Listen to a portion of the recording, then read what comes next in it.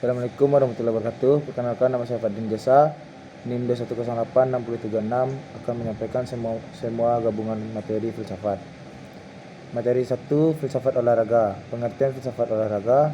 Secara etimologis, kata filsafat merupakan turunan kata dalam bahasa Yunani, yaitu philosophia, dan ini merupakan kata majemuk dari philos, yang berarti cinta, atau philia yang memiliki arti persahabatan, lalu sophos yang memiliki arti kebijakan. Filsafat tetap dipertanyakan apakah sesungguhnya filsafat itu, namun dari setiap jawaban yang diberikan belum ada yang memuas semua orang. Karena beragamnya jawaban yang muncul menimbulkan keraguan di banyak orang. Faktanya dalam kehidupan sehari-hari masih banyak orang yang tidak paham apa itu filsafat. Ini seperti rahasia mistis dan aneh. Materi 2, sejarah perkembangan filsafat. Pada awalnya berkembang ilmu filsafat didasari oleh pemikiran kefilsafatan yang telah dibangun sejak abad ke-6 sebelum Masehi. Ada 2 orang filosof yang corak pemikirannya boleh dikatakan mewarnai diskusi filsafat sepanjang sejarah perkembangannya, yaitu Herakleitos pada 535 sampai 475 sebelum Masehi dan Parmenides 540 sampai 475 sebelum Masehi. Secara periodisasi filsafat barat adalah zaman kuno, zaman abad pertengahan, zaman modern, dan masa kini. Namun ada pembagian lain, dan dalam pembagian zaman perkembangan filsafat terbagi menjadi beberapa bagian, yaitu zaman Yunani klasik, zaman pra-Yunani kuno, zaman pra-Sokrates, filsafat abad pertengahan 6 sampai 15 Masehi, zaman modern. Masuk materi 3, ontologi, epistemologi, dan aksiologi. Pengertian ontologi. Ontologi dalam bahasa Inggris yaitu ontologi berawal dari bahasa Yunani, yaitu on yang artinya ada, ontos yang artinya keberadaan, sedangkan logos berarti pemikiran. Jadi ontologi itu adalah ilmu yang membahas tentang keberadaan atau merupakan suatu ilmu yang membahas mengenai hakikat dari segala sesuatu yang ada, baik itu berupa realistis fisik ataupun metafisik. Yang kedua, epistemologi. Pengertian epistemologi disebut juga sebagai teori pengetahuan. Secara etimologis, epistemologi berasal dari bahasa Yunani, yaitu epistem, yang berarti pengetahuan, dan logos, yang berarti ilmu atau pengetahuan sistematik. Jadi epistemologi dapat didefinisikan sebagai pemikiran mendasar tentang asal mula atau sumber, struktur, metode suatu pengetahuan. Oleh sebab itu, etimologi ini disebut sebagai teori pengetahuan. Aksiologi. Pengertian aksiologi berasal dari bahasa Yunani, yaitu axios, yang berarti nilai, dan logos, yang berarti teori. Jadi aksiologi adalah teori tentang nilai. Aksiologi juga disebut dengan teori nilai dan membicarakan tentang tujuan suatu ilmu pengetahuan itu sendiri dan bagaimana cara manusia dalam menggunakan ilmu itu sendiri. Jadi axios dapat dikatakan sebagai the theory of values, yang berarti teori nilai.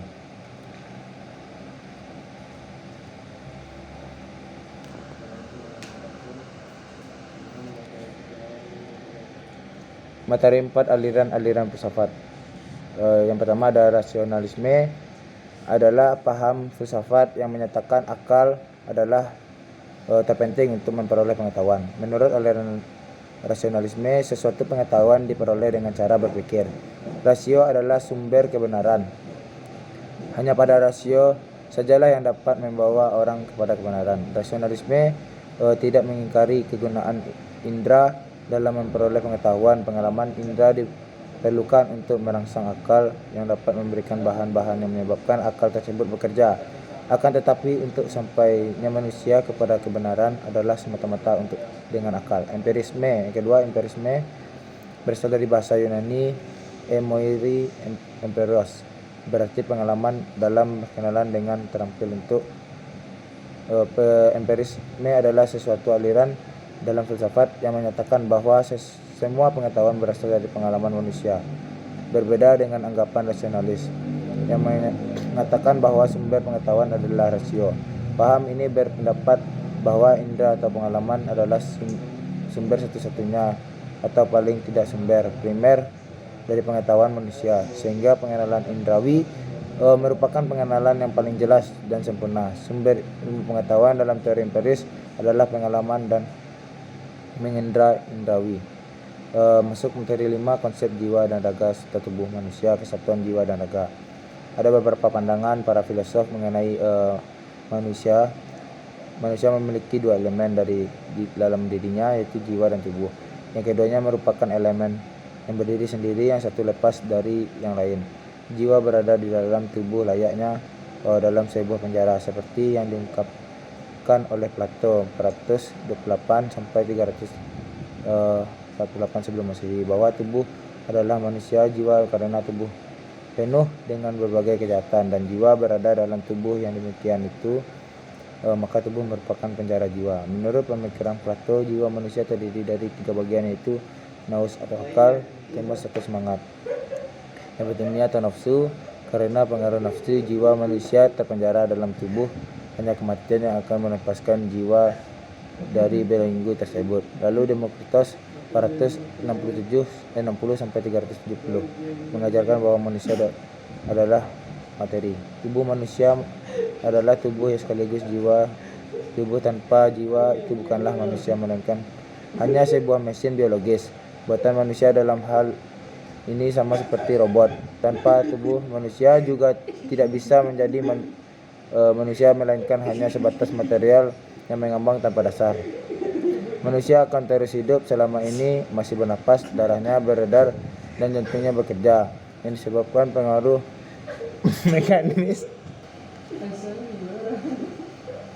mekanis dari hawa atmosfer. Hidup manusia adalah gerak anggota-anggota tubuhnya. Aristoteles pun pernah berpikir berupa bahwa manusia merupakan satu kesatuan yang tak terpisah. Tubuh dan jiwa hanya merupakan dua segi dari manusia yang satu. Tubuh adalah materi dan jiwa adalah bentuk. Manusia merupakan satu kesatuan yang tidak terpisah. Maka dari itu saat manusia mati, maka kedua-duanya akan mati. Materi 6, filsafat pendidikan. Filsafat pendidikan mengandung dua pengertian yang berbeda, yaitu filsafat dan filsafat pendidikan. Filsafat terdiri dari dua kata, yaitu philos dan sophos. Philos artinya suka dan sophos artinya kebijaksanaan. Filsafat adalah filsafat pandangan tentang dunia dan alam yang dinyatakan secara teori. Filsafat adalah satu ilmu atau metode berpikir untuk memecahkan gejala-gejala alam dan masyarakat. Secara istilah, makna dari filsafat dapat dirumuskan sebagai suatu kegiatan berpikir secara mendalam agar dapat menemukan kebenaran ataupun hakikat yang dicari. Pengertian filsafat menurut beberapa ilmuwan. Pertama, Mutar Yahya mengatakan bahwa berpikir filsafat adalah pemikiran yang sedalam-dalamnya, yang bebas dan teliti, yang bertujuan hanya mencari hakikat kebenarannya tentang alam semesta, alam manusia, dan dibalik alam. Kedua, Sugardo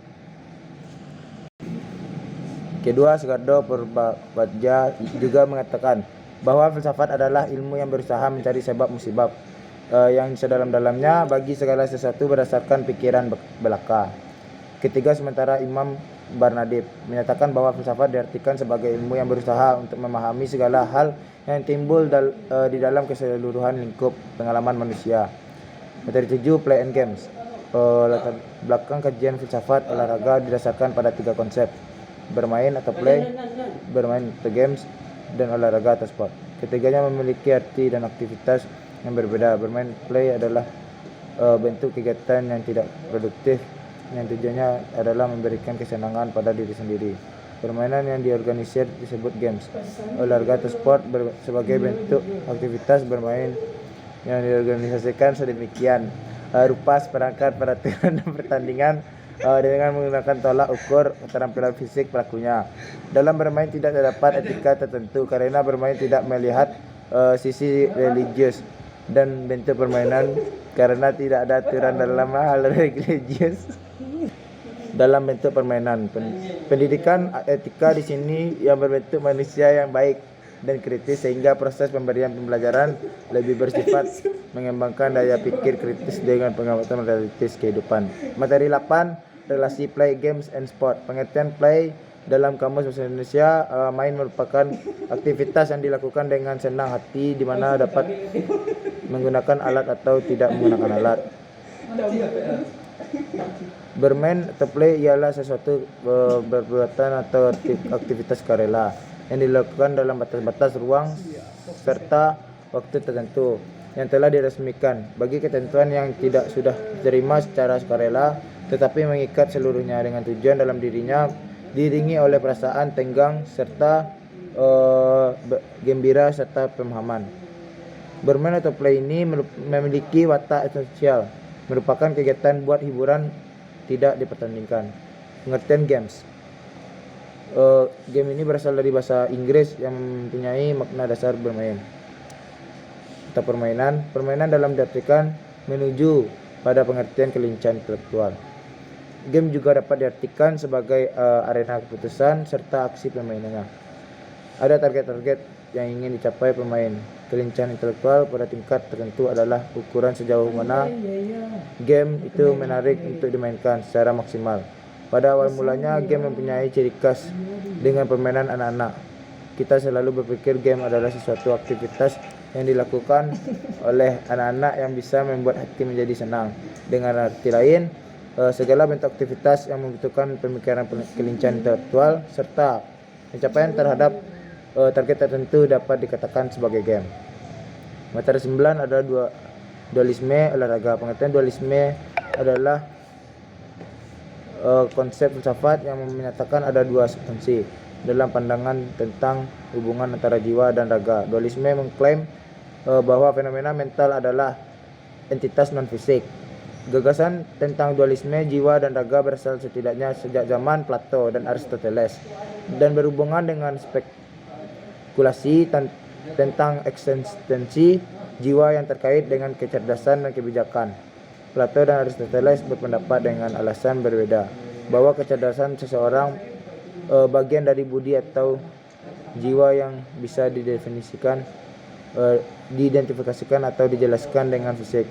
Versi dari dualisme yang dikenal secara umum diterapkan oleh René Descartes yang berpendapat bahwa budi adalah substansi non fisik. Descartes adalah yang pertama kali mengidentifikasi dengan jelas budi dengan kesadaran dan membedakannya dengan otak sebagai tempat kecerdasan, sehingga dia adalah yang pertama merumuskan permasalahan jiwa dan raga dalam bentuknya yang ada pada sekarang ini.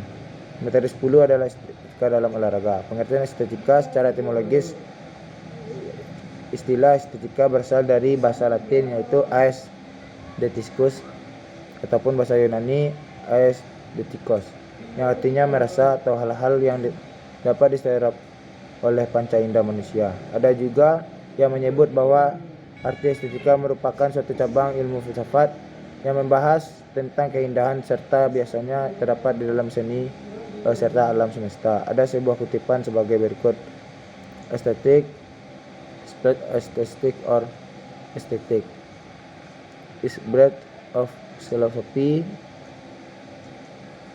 Filsafat yang mengkaji dan membicarakan tentang seni dan keindahan dan merupakan buah pemikiran manusia terhadap keindahan. Ada juga yang mengidentifikasi estetika sebagai kritik atau refleksi terhadap seni. Materi 11 ada komersial.